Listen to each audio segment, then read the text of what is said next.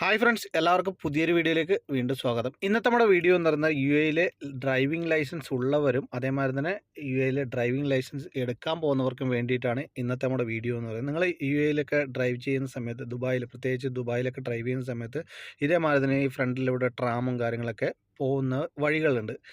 അപ്പോൾ ഈ ട്രാമും കാര്യങ്ങളൊക്കെ പോകുന്ന വഴിയിലൂടെ നിങ്ങൾ റെഡ് ലൈറ്റ് ക്രോസ് ചെയ്യുകയാണെങ്കിൽ അതിൻ്റെ ഫൈൻ എന്ന് പറയുന്നത് വലിയ എമൗണ്ടാണ്. അപ്പോൾ ആരും തന്നെ ഇങ്ങനെയുള്ള ഏരിയയിലൊക്കെ പോകുന്ന സമയത്ത് എന്തെങ്കിലും കാരണവശാൽ യെല്ലോ ലൈറ്റ് ബ്ലിങ്ക് ആയതിന് ശേഷവും വീണ്ടും ഡ്രൈവ് ചെയ്യുകയാണ്, ഇതേമാതിരി തന്നെ ആക്സിഡൻറ്റും കാര്യങ്ങളൊക്കെ സംഭവിക്കുകയാണെങ്കിൽ അതിൻ്റെ ഫൈൻ എന്ന് പറയുന്നത് വലിയൊരു എമൗണ്ടാണ്.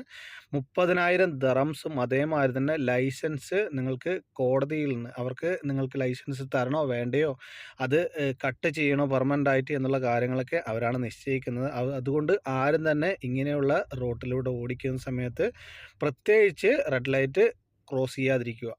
അപ്പോൾ സേഫ് ഡ്രൈവ്. ജർമ്മൻ വാഹന ടെക്നിക്കൽ സപ്പോർട്ടിനായിട്ട് ചാനൽ സബ്സ്ക്രൈബ് ചെയ്യുക, എന്നെ സപ്പോർട്ട് ചെയ്യുക. Thank you for watching.